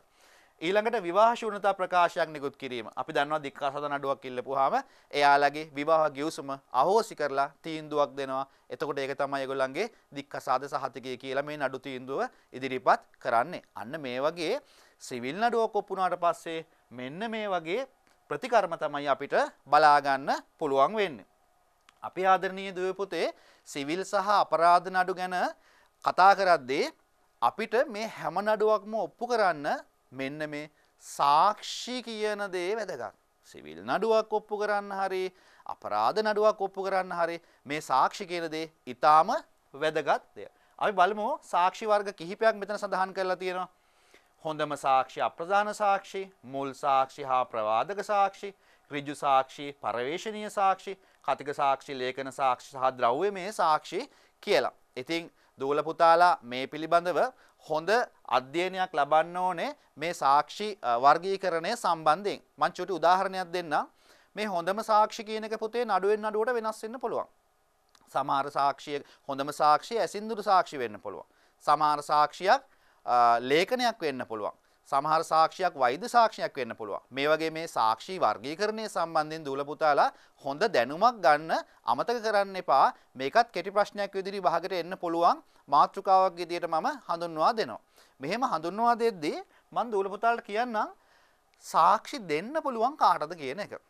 එතකොට ප්‍රසිද්ධ නඩුවක් තියෙනවා මේකත් පුතාලා නීති විද්‍යාලයේදී ඉගෙන ගන්නේ පළණ යන්නේ නඩුව කියලා. සාක්ෂි ආඥා පනතේ සඳහන් වෙනවා ආදරණීය දුවේ පුතේ අධික ලාබාල වයස හෝ අධික මහලු වීම සාක්ෂියක් දීමට නුසුදුසු කාරණාවක් නොවන්නේය. ඒ කියන්නේ කුඩා දරුවෙකුට උනත් අධික මහලු විය පුද්ගලයෙකුට උනත් කියන දේ තේරුම් අරගෙන උත්තර දෙන්න පුළුවන් නම් එයාට සාක්ෂි දෙන්න පුළුවන්. ඉතින් මේ නඩුවේදී සිද්ධ වුණේ අවුරුදු 4ක දරුවෙක් ඝාතනය කළා පියා ගෙදරට එනකොට මෙයාට යාන්තම් පණ තියෙනවා. ඉතින් අවුරුදු 4ක දරුවා පියා ඉදිරියේ දෙන සාක්ෂිය අධිකරණය කියනවා පිළිගන්න පුළුවන්. මොකද දරුවෙකුට තමන්ගේ තාත්තා අහන දේ තේරුම් අරගෙන උත්තරයක් දෙන්න පුළුවන් නම් අන්න එයාට සාක්ෂිකාරයෙක් වෙන්න පුළුවන් කියලා. එතකොට අපි මේ සාක්ෂි සම්බන්ධයෙන් විශේෂ අවස්ථා කීපයක් මම දාලා තියෙනවා දූල පුතාලට සාක්ෂි ආඥා පනතේ තියෙන ටිකක් වැදගත් වෙයි. හැබැයි මේක වරදවා තේරුම් අරගෙන වැරදියට ක්‍රියා කරන්න යන්න ඕනේ නැහැ.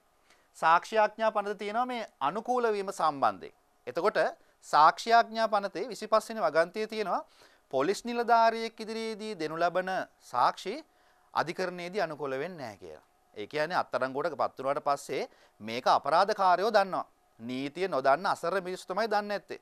පොලිසියට පුළුවන් බලෙන් මොවුන්ගෙන් සාක්ෂි ගන්න. ඊට පස්සේ මොවුන් මේ බයටම අධිකරණයේදී ඒ සාක්ෂිය දෙනවා. හැබැයි අධිකරණයේදී කියන්න පුළුවන් නම් මෙයාලා බලෙන් තමයි මගේ සාක්ෂි ගත්තේ කියලා අධිකරණයේ පොලිසියට දීපු සාක්ෂි පිළිගන්නේ නැහැ. නමුත් 27 වෙනි වගන්තියේ කියනවා පොලිසියට සාක්ෂියක් දීලා ඒ සාක්ෂිය ඔස්සේ ගිහිල්ලා පොලිසිය මොකක් හරි හොයාගත්තොත් ආයුධයක් හරි මොකක් හරි තව සාක්ෂි ද්‍රව්‍යයක් හරි හොයාගත්තොත් මේක අනුකූල කරගන්න පුළුවන් කියලා. එතකොට දූල පුතාලට තේරෙනවා මේ එකට එකක් පරස්පර විරෝධීව නීතිය හරි ලස්සනට මේ සාක්ෂි නිර්මාණය කරලා තියෙන සාක්ෂි අනුකූල කරගන්න විදිය. 45 වෙනි වගන්තිය මම උදාහරණයකට දීලා තියෙනවා. මේකෙදි කියනවා දුවේ පුතේ විශේෂඥ සාක්ෂි අතුල් පතුල් අත්තකුරු කලාව පිළිබඳව විශේෂඥයෙක් ඉදිරිපත් කරන සාක්ෂි අධිකරණයේදී පිළිගන්නවා කියලා. ඉතින් සාක්ෂි අනුකූල කරගන්නේ කාගේ සාක්ෂිද මොන වගේ සාක්ෂිද කියන එක පිළිබඳව දලා දහසක් මගේ දූල පුතාලට එන්නේ නැති. හැබැයි මේක පුළුල්ව අධ්‍යයනය කරන්න යන්න එපා දුවේ පුතේ. මොකද අපේ විෂය දීලා තියෙන්නේ යම්කිසි සීමාවකට යටත්ව. එහෙනම් දුවේ පුතේ අපිට අවසාන වශයෙන් කතා කරන්න තියෙන තව මාතෘකා කිහිපය අතර වැදගත්ම එකක් තමයි මේ දඬුවම් විග්‍රහයන්. දඬුවම් දෙන්නේ ඇයි කියන එක පිළිබඳව එක මතයක් ලෝකේ නිර්මාණය වෙලා නැහැ. එතකොට තර්ක ශාස්ත්‍රයේ විෂයට විග්‍රහයන් 4ක් පුතාලා ඉගෙන ගන්න ඕනේ. මම සරලව මේ දඬුවම් විග්‍රහයන් පිළිබඳව පුතාලට අවබෝධයක් අරගෙන දෙන්නම්. අපි බලමු නිවාරණාත්මක වාදය කියන්නේ මොකක්ද කියලා. එතකොට දුවේ පුතේ මේ නිවාරණාත්මක වාදය ඉදිරිපත් කරන අය කියනවා දඬුවමක් දෙන්න ඕනේ අනිවාර්යයෙන්ම. ඒ වගේම දඬුවම සමාන වෙන්න ඕනේ හැමෝටම. එකම වරදට විවිධ පුද්ගලයන්ට විවිධ දඬුවම් දෙන්න බෑ. මේ දඬුවම් දෙන්නේ ඇයි ඒ මිනිසුන් නීතියට අවනත කරගන්න. එතකොට මිනිස්සු නීතියට තියෙන බය එහෙම නැත්නම් නීතිය මගින් දඬුවම් ලැබෙයි කියන බය හින්දා නීතියට අවනත වෙයි කියන මතය තමයි මේ නිවාරණාත්මක වාදීන් ඉදිරිපත් කරන්නේ. හැබැයි අපි දන්නවා අපිට මොකක් හරි අපරාධයක් හරි වරදක් හරි සිද්ධ වුණොත් අපිට මේ සමාජයේ යහපත් තැනක් කරනවට වඩා පළවෙනියට එන සිතුවිල්ල තමයි පලි ගැනීම. ඇසට ඇසක් කනට කනක් දතට දතක් මේ රෙවෙන්ජ් කියන සංකල්පය. එතකොට ඒක ඉස්මතු කරලා තියෙනවා ප්‍රතිපලාත්මක වාදීන්. ඔවුන් කියනවා දඬුවම දීම මගින් සමාජයේ අපරාධ සිදු වෙනක නවතින්නේ නැහැ. හැබැයි ඒ අසාධාරණයට ලක් වුණ කෙනාට යුක්තිය ඉෂ්ට වෙනවා. මෙයාට සාධාරණත්වය ඉෂ්ට වෙනවා. දැන් අපි දන්නවා සිවිල් වරදක් වුණාම ගිවිසුමක් කඩවුණොත් උසාවියෙන් තීන්දුවක් ගන්න පුළුවන් ගිවිසුම එලෙසම ඉෂ්ට කරන්න කියලා. හැබැයි යම්කිසි පුද්ගලයෙක්ව ඝාතනය කරොත් තීන්දුවක් දෙන්න බෑනේ මේ මනුස්සයාට ආයේ පණ දෙන්න කියලා. එතකොට ඒ ඝාතනයට ලක් වෙච්ච පුද්ගලයාගේ පාර්ශවයට පරිගැනීමේ චේතනාවක් තියෙනවා. එතකොට ඒ අපරාධය කළ පුද්ගලයාට දඬුවම දීම හරහා අර මිනිස්සුන්ට ඒ පාර්ශවයට සාධාරණත්වයක් ඉෂ්ට වෙනවා, යුක්තිය ඉෂ්ට වෙනවා කියන මතය තමයි මේ දඬුවම් පිළිබඳව විග්‍රහය ඉදිරිපත් කරන ප්‍රතිඵලාත්මක වාදීන් කියන්නේ. හැබැයි දුවේ පුතේ ඔයිට වඩා වෙනස් මතයක් තමයි මේ උපයෝගීතාවාදීන් දක්වන්නේ. මොවුන් කියනවා නීතිය මගින් දඬුවමට වඩා සමාජය මගින් දෙනු ලබන දඬුවම ටිකක් බරපතලයි. අපි දන්නවා අපිට පොලිසියෙන් දඩයක් ගැහුවොත් අපි ඒ දඩය ගෙවලා hina වෙවි එනවා සමහර වෙලාවට. හැබැයි අපි යම්කිසි වරදක් කරලා අපිව සමාජයෙන් කොංකොලොත් අපිව සමාජයෙන් ඈත් කරොත් සමාජය හරහා දඬුවම් දීම මගින් තමයි ගොඩක් වෙලාවට මේ අපරාධ වළක්වන්න පුළුවන් කියලා. බලද්දි එක කෝණයකින් අපි එක හරි අපි බයයි සමාජයෙන් කොන් වෙනවට. සමාජයේ ඉදිරියේ අපේ ගොඩනැගිලා තියෙන ප්‍රතිරූපේ විනාශ වෙනවට බයයි. ඒක ඉස්මතු කරනවා මේ උපයෝගීතාවාදී. වර්තමානයේ වෙනකොට පුතේ ඔය තුනටම වඩා මේ ප්‍රතිසංස්කරණවාදීන් එහෙම නැත්නම් මේ චරිත ශෝධනවාදය කියන එක ඉස්සරහට අවිල්ලා තියෙනවා. අපි දන්නවා යම්කිසි කෙනෙක් අපරාධයක් සිද්ධ කරද්දී බොහෝ වෙලාවල් වලට හැම වෙලාවකම නෙමෙයි බොහෝ වෙලාවල් වලට මෙයාට ඒක තේරුම් ගන්න බැරුව තමයි කරන්නේ. මේ අපරාධය කළපු වෙලේ ඉඳලා මේ මිනිස්සයා ජීවිත කාලයෙන් පසුතැවෙනවා.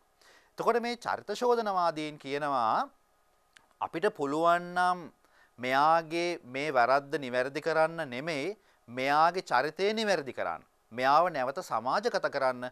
අන්න ඒක තමයි අපරාධ වළක්වන්න තියෙන හොඳම ක්‍රමය කියලා කියනවා. එතකොට යම්කිසි වරදක් කරපු පුද්ගලයෙක්ගේ ජීවිතේ විනාශ කරන්නේ නැතුව ජීවිතාන්තය දක්වා සිරගත කළේ මේ මිනිස්යාගේ ජීවිතේ නැති කරන්නේ නැතිව අපිට එයාට නැවත අලුත් ජීවිතයක් ලබා දෙන්න පුළුවන් එයාට කරපු වරද අවබෝධ කරවලා කියලා මේ චරිත ශෝධනවාදීන් කියනවා. එතකොට දඬුවම් පිළිබඳව විවිධ මත ඉදිරිපත් කරද්දී මේ එක මත ඉගෙන ගන්න දෝල පුතාලට ඒ අවස්ථාවේදී හිතන්න පුළුවන් මේක තමයි හරිම ක්‍රමය කියලා.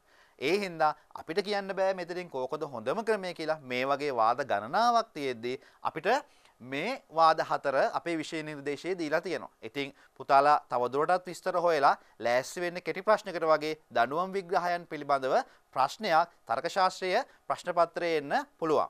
එහෙනම් දුවේ පුතේ අපේ පාඩමේ අවසානයේට අපි ලං වෙලා තියෙන්නේ අපේ පාඩමේ අවසාන මාතෘකාව තමයි අධිකරණ තේරාවලිය. එහෙම නැත්නම් අධිකරණ දූරාවලිය කියලා කියනවා.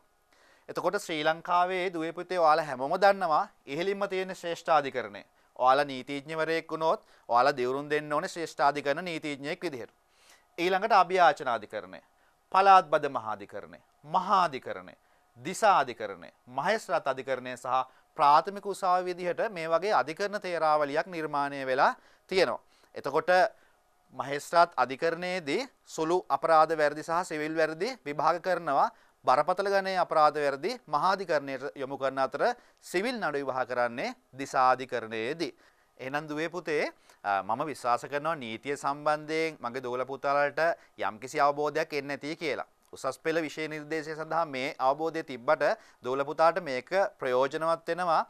සාමාන්‍ය ජීවිතයේ ජීවත් වෙද්දී නීතිය පිළිබඳව යම් දැනුමක් ලබා ගන්න. ඒ වගේම යම්කිසි දුවේ පුතෙක් බලාපොරොත්තු වෙනවා නම් නීති පීඨයට යන්න, නීති විද්‍යාලයට ගිහිලා නීතිඥවරයෙක් වෙන්න මේ දැනුම ඉවහල් වෙන පුතාට එහිදී ගිහිල්ලා ඉදිරියට අධ්‍යයන කටයුතු සිදු කරගෙන යන්න. මම විශ්වාස කරනවා දෝල පුතාලට නීතිය සම්බන්ධයෙන් යම්කිසි දැනීමක් ලැබෙන්නේ නැති කියලා.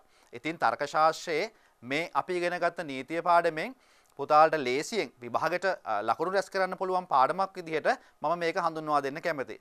ඉතින් සියලු දෙනාටම විභාගයේ විශේෂ ජයක් ලැබෙන්න කියලා ප්‍රාර්ථනා කරලා අද අපි ගුරු ගෙදර පාඩමෙන් සමුගන්නවා. සියලු දෙනාටම ආයුබෝවන්.